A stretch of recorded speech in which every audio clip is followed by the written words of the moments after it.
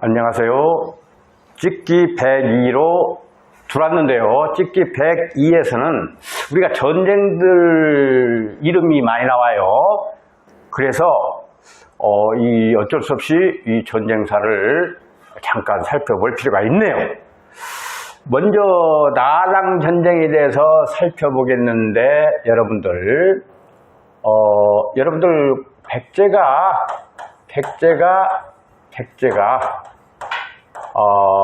660년에 황산벌 싸움에서 싸움에 의해서 멸망하죠. 황산벌 계백과 정예화된 젊은 화랑과의 싸움에서 충남 연산 현재 거기서 망하고, 그 다음에 이제 고구려와의 싸움에서 결국 668년에 고구려 보장왕을 끝으로 해서 668년에 망합니다. 물론 고구려도 한때 648년에 연개소문과 당나라 사이에 동맹이 맺어서 굉장히 강세를 보였으나 연개소문의 사후 그 형제 연정토 동생 연정토와 그 다음에 그 자식들 남건, 남산 이런 사람의 4분이 일어나가지고 남생이 당나라로 항복해서 앞잡이로 다시 돌아오는 그런 일로 인하여 그 강했던 고구려도 668년에 망합니다. 자, 이 고구려를 망하게 할 때는 나당 전쟁이 왜 이래? 648년에 신라하고 당나라서의 나당 동맹이 맺었어요. 나당 동맹이 맺어서 결국 당나라가 신라를 도와서 고구려도 멸망시켜줬는데, 이 당나라는 야심찬 이를 전개합니다. 신라의 영토나 백제의 옛 영토나 고구려의 옛 영토에 식민지구를 설치하는 거예요. 고구려의 땅에 해당하는 안동 도부를 설치하고, 당나라가 당이 이렇게 이 지역에다가 식민지 기구를 주는 거예요. 백제 땅에는 계림 토독부를 설치하고, 그 다음에 신라는 없어지지도 않았는데 신라는 거기에다가 미안합니다. 백제 땅에는 웅진 토독부를 세우고, 도독부를 세우고, 신라에는 없어지지 않던 신라에는 계림 토독부를 세워서 식민지 지배의 노선으로 나가고 욕심을 부리는 거예요. 나당 전쟁을 맺을 때 당시 백제는 신라가, 고구려는 당이 어느 정도 지배를 하게끔 그런 안약이 되어 있었는데, 독단적으로 백제 없애고 고구려 없애고 난 뒤에는 이런 식으로 식민지 기구를 설치하니까 결국 한판의 전쟁이 터진 것이 바로 뭐냐, 여기가 이제 중요해요. 나당 전쟁이 일어나는 거예요. 이런 상황에서 나당 전쟁이 터지는 거예요. 그러면 나당 전쟁이 터지는데 이 나당 전쟁 두 싸움을 신라하고 당나라 싸움에서 결결을 해줘야 하는데, 결국 저 의정부 일대, 현재로는 매소성 싸움이 의정부 일대입니다. 현재 의정부 일대인데, 이때 당나라 이근행이 침입을 해요. 20만으로 침입했다고 그럽니다만 그 군사는 필요 없겠고, 이근행이 침입을 해왔는데 여기서 신라가 격퇴를 합니다. 격퇴를 하고, 그 다음에 이놈들이 다시 기벌포에 또 들어와요. 이때는 누구냐? 설인기라는 그 당시 유명한 당나라 장군이죠. 기벌포, 여기 기벌포가 어디냐? 금강이에요. 금강 싸움에서 또시 신라가 격퇴를 합니다. 격퇴를 해요. 이 싸움의 연대도 좀 기억해 줘야 할 필요가 있어요. 순서 물어볼 때 필요하니까. 이게 675년이고 이게 676년이에요. 그러니까 매수성 싸움보다 기벌포 싸움이 더 1년 차이지만 늦다는 것을 기억을 해 주시기 바랍니다. 이렇게 나당전쟁을 통해서 결국 당나라 세력을 꺾었던 겁니다. 그러면 백제나 고구려가 나당 연합에서 없어졌지만은 그래 있는 게 아니라 부흥운동을 왕족 중심으로 이루어지는데 고구려에서는 안승이라는 사람이 보장왕의 서자라고 하는 설도 있고 또 손자라는 설도 있는데 그것이 중요하지는 않고 안승을 비롯해서 그 다음에 건모잠 이런 사람이 결국 부흥운동을 일으킵니다. 이 안승은 나중에 신라가 전라북도 금마에다가 보덕국을 세워줘요. 보덕국 왕으로 임명한 적도 있는데 이 안승이 왕족이에요. 그런데 안승이 건모잠을 죽이고 이 부흥운동은 실패하고 맙니다. 실패했어요.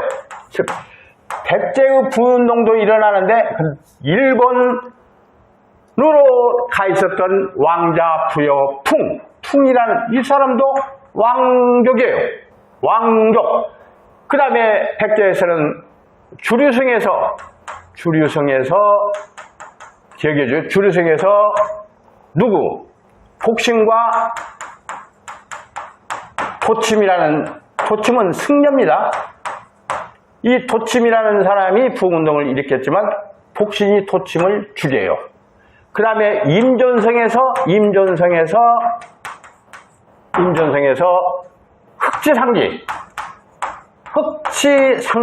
흑지상지가 부흥운동을 일으키는데 이것도 실패하고 맙니다.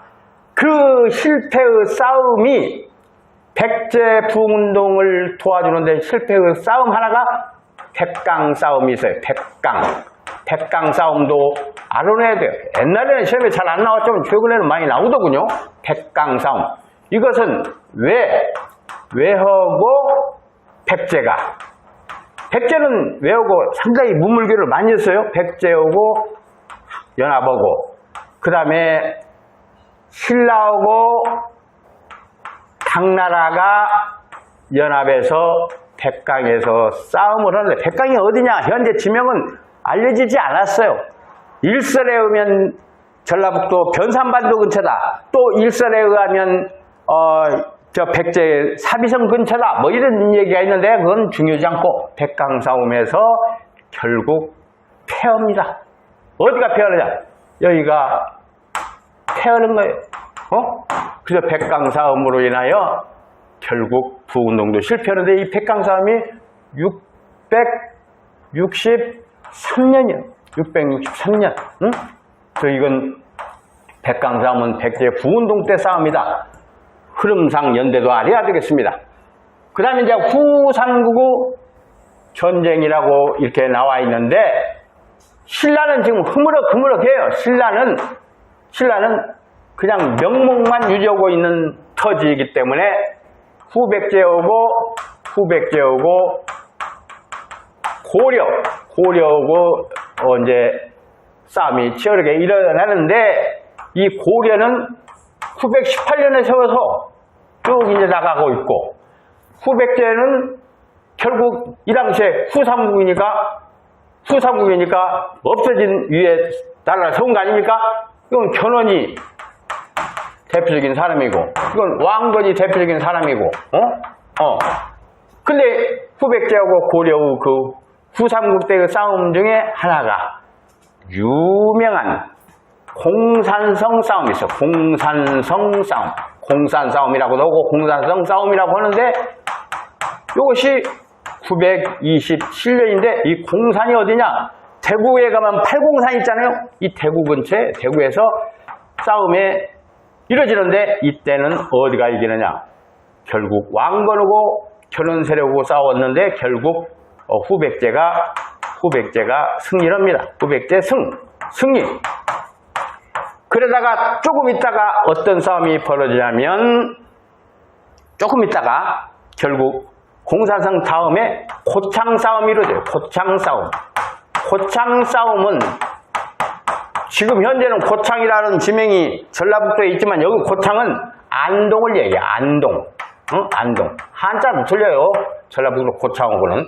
고창 싸움이 있는데 요 싸움에서는 930년인가 되는데 이 싸움에서 누가 이기느냐?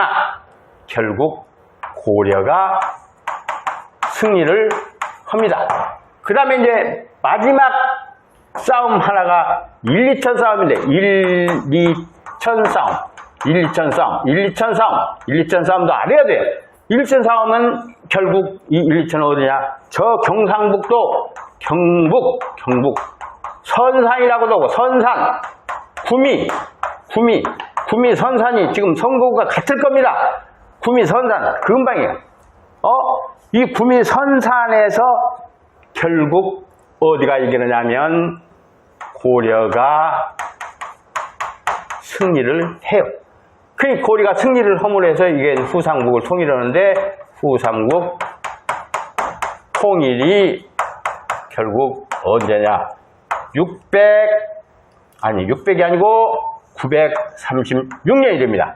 그러면 여기서 잠깐 좀 살펴보자면 공산성 싸움에서 백제가 이기고 그렇게 승승장구하던 나라가 어째서 이렇게 마지막 1, 2천 싸움에서는 후백제가 지느냐면 이건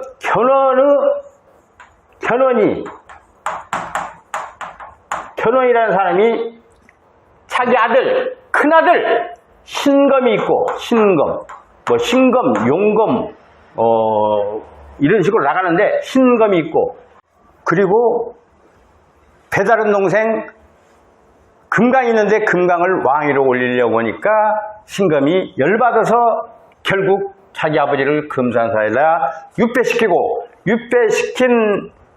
그런 이후 견훤은 탈출해서 고려로 귀속을 하고 이에 따른 후백제는 내분이 일어나서 결국 마지막 싸움인 1, 2천 싸움에서 고려에게 패함으로 해서 후삼국의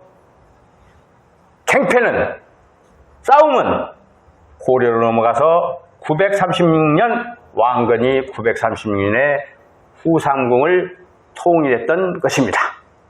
여기서 우리가 살펴볼 교훈은 백제도 내분이 일어났고 고구려도 내분이 일어났고 이렇게 해서 역사는 그 뒤안길로 후백제가 사라졌던 것입니다. 여기까지가 찍기 100인데요. 여러분들 구독해 주시면 힘이 솟습니다.